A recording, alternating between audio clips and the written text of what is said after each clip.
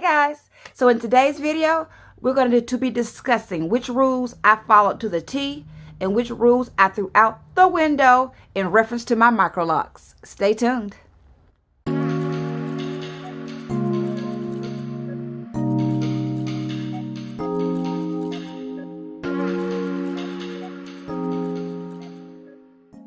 All right, let's get into it. So before we get started, if you have not liked and subscribed, I would be honored for you to, and hit that notifications bell so when I upload new videos, you'll know and we can continue on this lock community together. So let's get into it.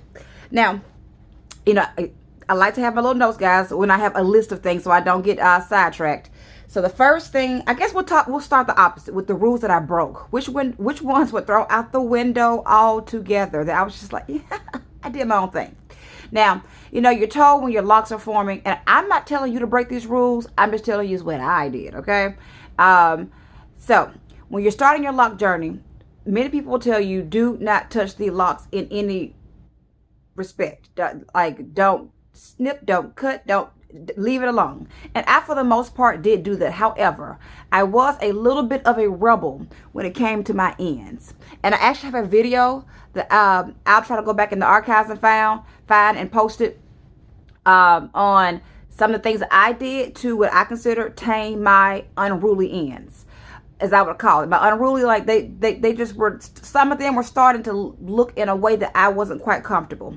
And so I would do what I consider basic maintenance, and I personally had no negative consequences as a result of doing it. And I actually think it helped me get closer to the look that I wanted to with my ends. So what did I do? Well, I noticed on some of my ends earlier on that there were areas at the very, very ends that to me looked very weak. Like it would be a end with a hanging, sort of sometimes almost disconnected piece of hair. And the way I saw it, your locked hair in the beginning to me sort of mimics the loose hair, and that some hair needs to naturally shed. And I personally didn't like the look of a end hanging on for dear life that looked like it wasn't going to make it anyway. So what I did was I snipped those ends off. Now, if the end looked healthy, I didn't touch it.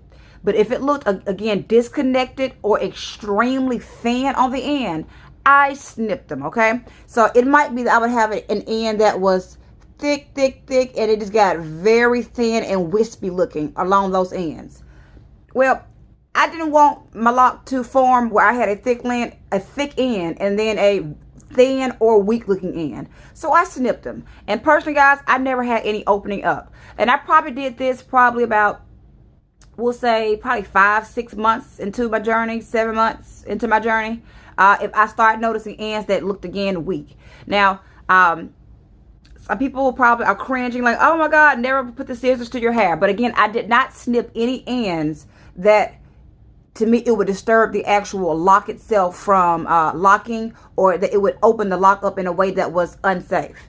And for me, what it provided was cleaner looking ends and ends that looked more to me uniform in their health.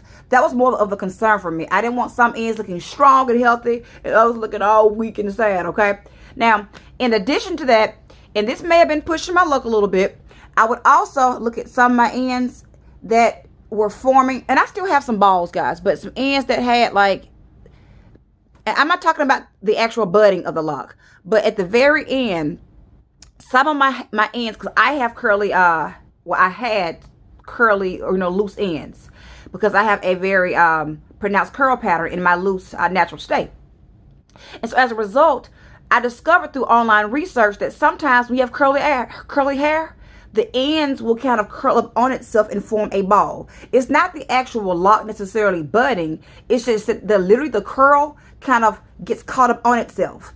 And sometimes it looked like excessively caught up and curled up, more than just the ends, locking together.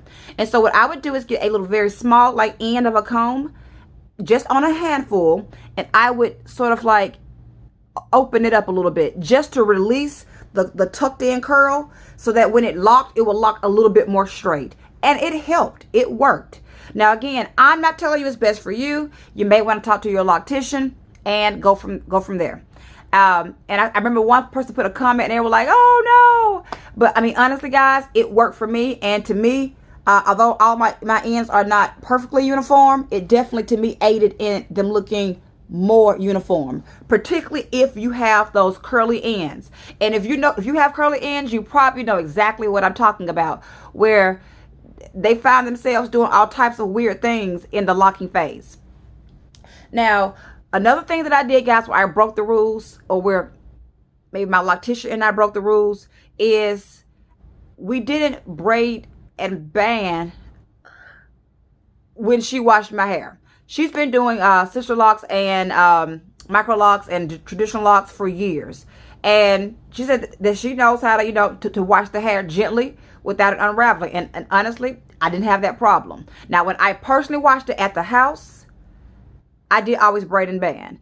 I don't know if I was lucky, but I mean, my hair turned out just fine. But what I would not recommend at all is if you're shampooing your own hair, I would not risk not braiding and banding. Because again, you may not have the level of expertise to wash your hair effectively without causing slippage.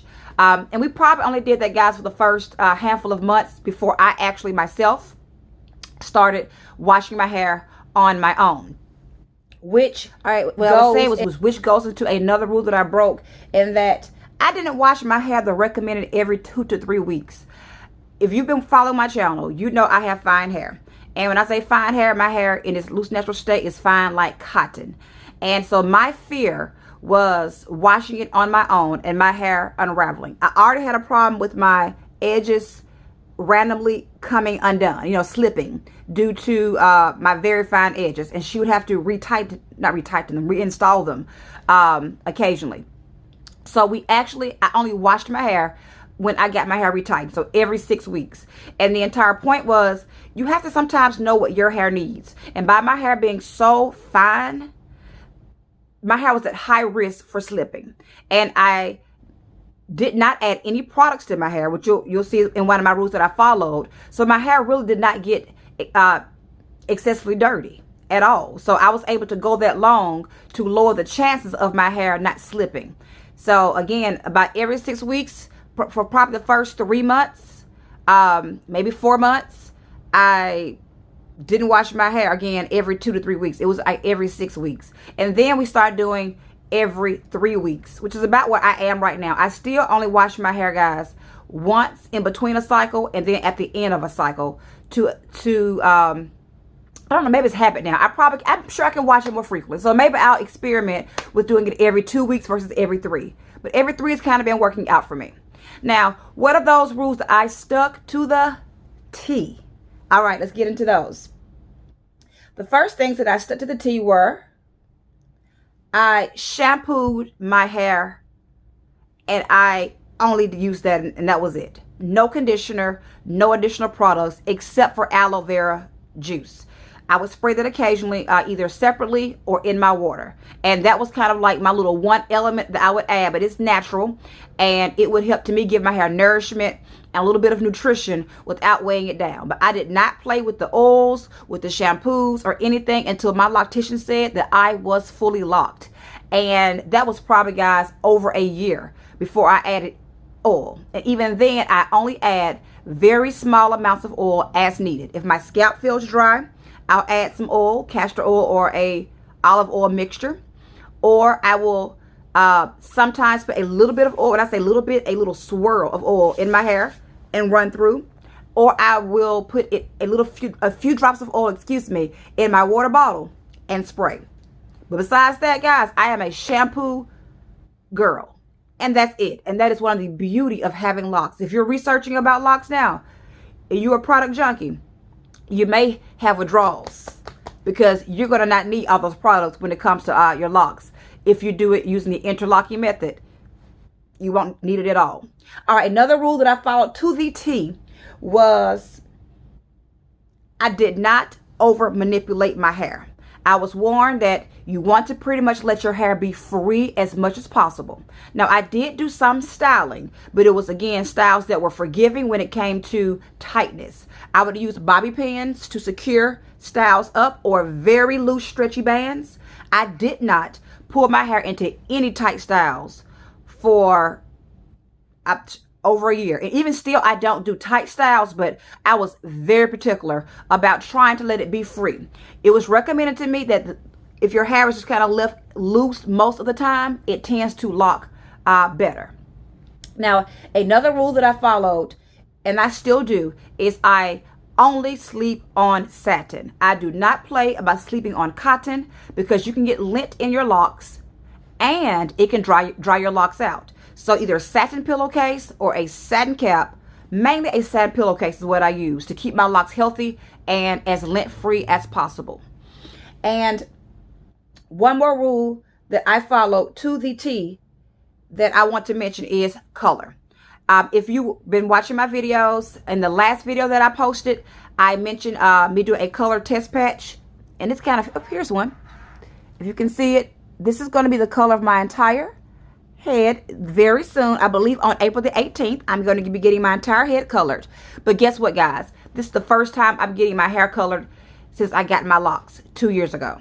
Now, I could have gotten them earlier, but for personal reasons, I wanted to wait until my birthday month.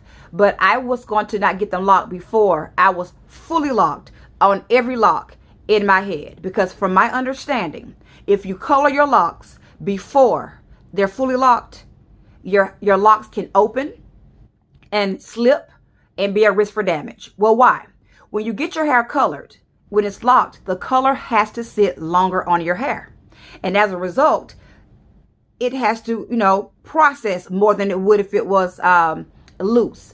And so if you're not careful while your hair is not fully locked, that over processing could potentially cause your locks to slip. And so I didn't want to risk at all any damage to my locks or how my locks would actually look in their final look. So I have waited 2 years to recolor. And you can see all this new growth in my hair, and that I'm only colored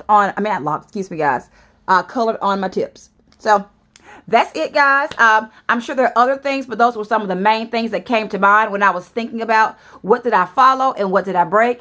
Again, if you've not liked and subscribed, I would love to have you join our lock community where we can discuss all things Microlocs and more. I do have a few health videos that I've posted as well, and I'm going to be getting more into that as well over the next few months. My Microlocs are my focus, but I do like to throw in health and wellness, and a few maybe other fun things. I'm going to add also like some things dealing with my skincare routine. I have an obsession, guys, with earrings, if you have not noticed in some of my videos, and just sharing some things that I enjoy as well. So again, have a great day, as I always say, and I will see you next time.